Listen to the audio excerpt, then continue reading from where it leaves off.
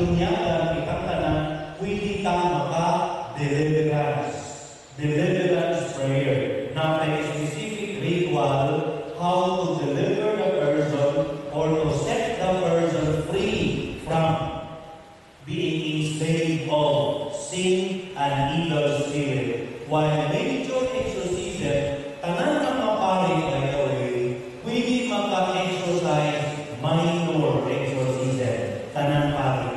So not a major exorcism. Tanan pari pwede makahino o minor exorcism.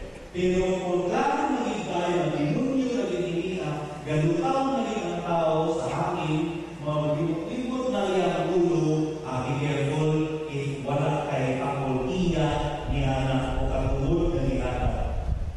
Nagtulong ang ginugutan sa lokal na ordinaryo o sa obispo sa lugar maway makahimo o solemn or major exorcism. O ato ang makita later on, how is this going to happen? That is according to John Paul II. Karon, ang itatang po Benedict XVI ay may katapusan si Papa Francesco. Ang itatang Papa Benito or Benedicto XI. Ato tulong pa sa ating mga iso. The peace of Jesus is the fruit of a constant struggle against evil. The battle that Jesus has decided to fight is not against men or human powers, but against the enemy of God and man, Satan. Unsa gipaklaro dinhi ni Papa Benedicto o Papa Benito, ang kontra nato dili tao. Ang kontra nato, ang atong panag-away di sa kalibutan, di utak nato tutukan ang away sa tao or human powers. Kundi ang atong timur na kontra ang ancient enemy of God. The ancient enemy of the church, Satan. Si Satanas mismo. Yung sunod, nanay kontra, kung siningan, yung kauban, yung sunod, stop it. Teknik na sayawa, ipag-away ka. Ipag-away ka kanina.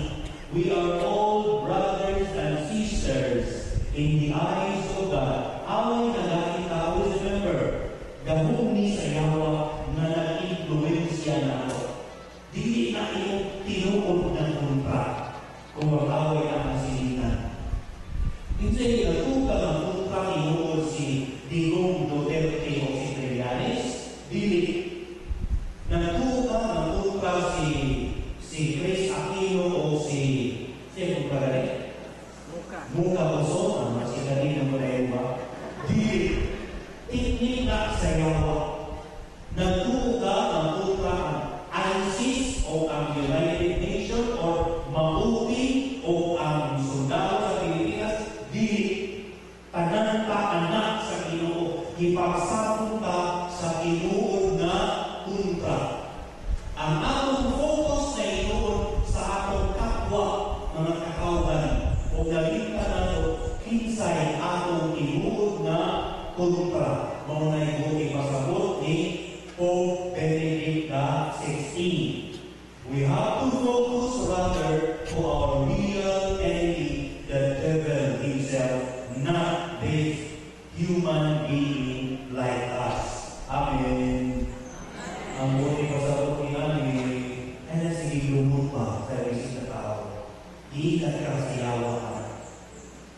Iyawaan ang iyong muna-muna sa pusit. Kung hindi ka muna-muna pag-lumot sa isip na tao, ipay niya pinunima na isa sa ibaw na aktibo simbahan i-influensya niya. So, be careful. Ako tanaw si Papa Francesco. Pinapagpagkanan with together. I believe that the devil exists and the greatest achievement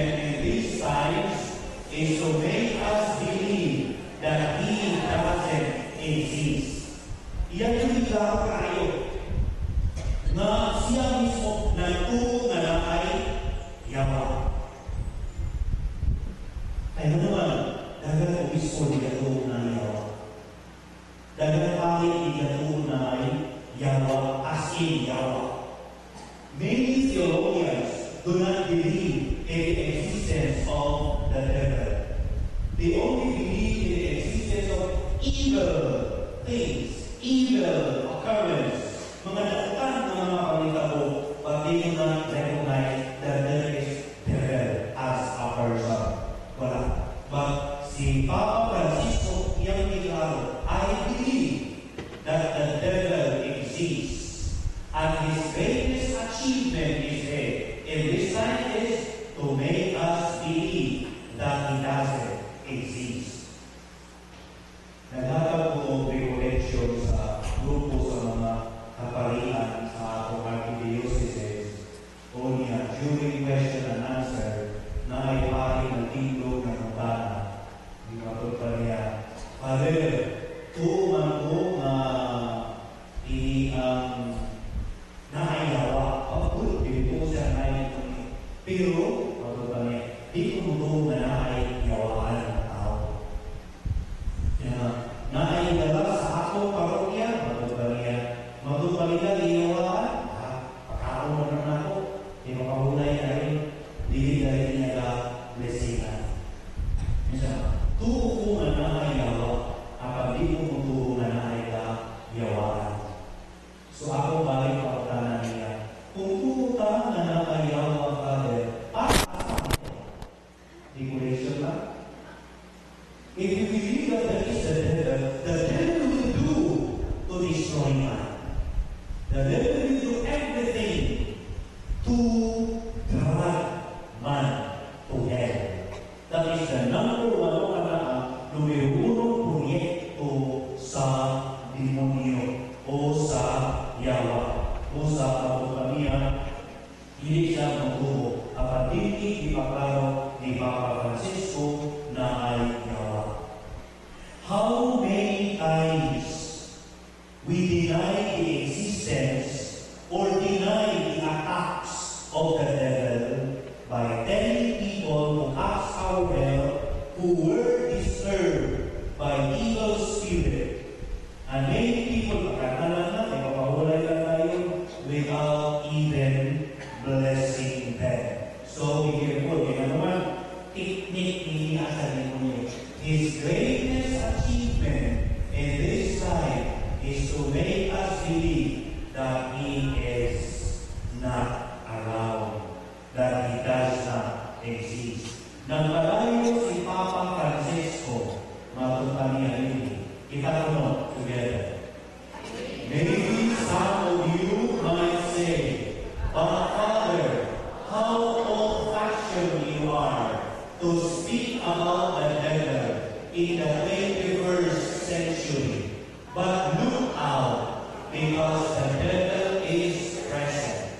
The devil is here, even in the 21st century. And we mustn't be naive, right? We must learn from the gospel how to fight against Satan. Matupa sa ating mahal na Santo Papa. One of his homilies niya dito sa Vatican. Ngayon, ipangalan ba? We are under or constant attack. Ang demonyo bago natin. Kaya na, 24 hours a day, we are under attack by the devil. So, kapila naman po for our text. That is why Jesus said, pray without ceasing.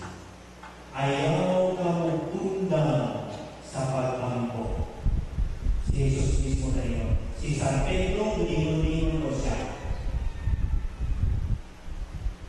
Stay sober and alert. Pagbantay ako pag-alerto, kaya ang demonyo mula iyon na naglibog-libog ng ilang paagi na iya itang tukbo. The devil is like a roaring lion looking for someone to devour. Ilugan ang niya. Resist him, solid in your faith. Resist him, pag-ipatuki siya. Grabe yung itasyon niyo, gusto kaya mo yung maayo, pag-ipalisan dito, resist him, pag-ipatuki siya, solid in your faith. Mga iso, matutali Gabriel Abor, ang founder sa International Association of Catholic Exorcists, namatay na 2 years ago, September. Pero bago na ang among presidente, si Father Pamonte, the current president of Association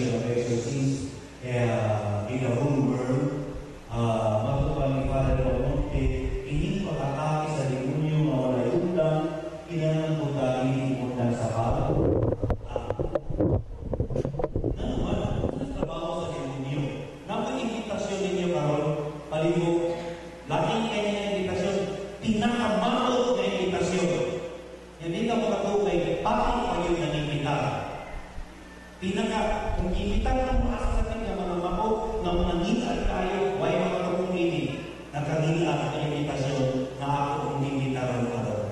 I would like to invite you all, palihog ko nung imagine na ikaw si Satanas. Imagine na lang, ikaw ang Yawa. Kaya diba, pinakalaki na ang invitasyon. Nginig na ang invitasyon. Para nakuhay na ako po. But try to imagine you are the devil himself or Satan. Your number one project is actually to dethrone God. Ang pagpuli sa trono sa Diyos. Muna yung tuyok ng tuwan. Pulihan mo ang Ginoo. Kaya mo Ginoo mas labaw ka na. Dahil manino na kaya ang pagpuli niya, Ginoo man siya. At ang siya, that is incomparable. Hindi mo makumpara ang Diyos o ang inuhat sa Diyos. So naglisod man ka sa pagpuli sa Ginoo, asa niyo ibutan imong tuto. Since the devil cannot do anything against God, he put his focus to the ones whom God loved so much. Ang itutukan sa Yawa ang mga tao na ihugma o ipakapak niya sa Ginoo. Unsay trabaho? To destroy man. Unsay trabaho? To destroy family relationship. To destroy our morality. To destroy all of us. Muna ang trabaho ni Satanas sa mata ko sa nato. Mga seryoso kaya mga iso ang invitasyon na pray without ceasing.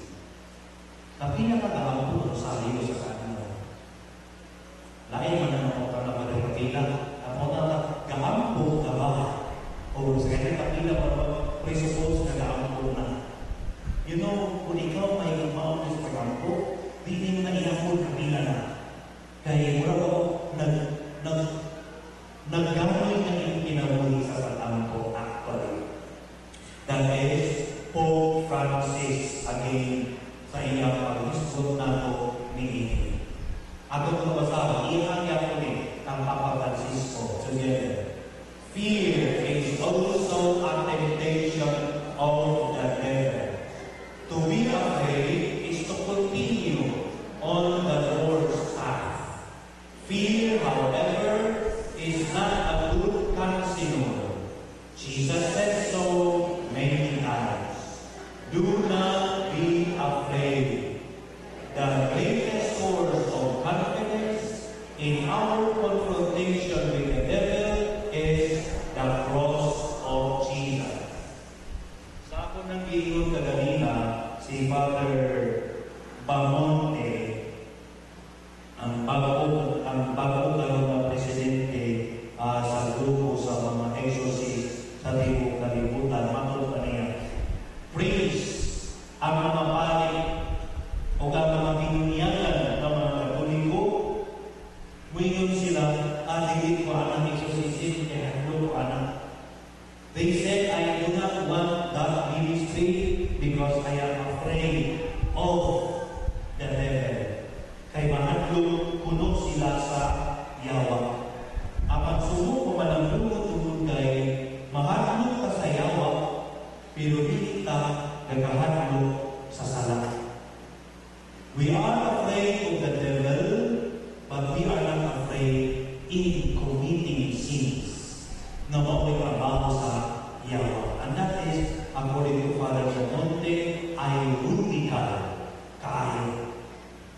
Kaya daghan kay nato kita kadaan daw gagapos sa sala. Embracing sin means embracing the devil himself. So do not say that we are afraid of the devil if we are not afraid of sin. Amen. Let us continue. Okay. Maukinit ang mga pangatake sa Yawa. Demonic attacks or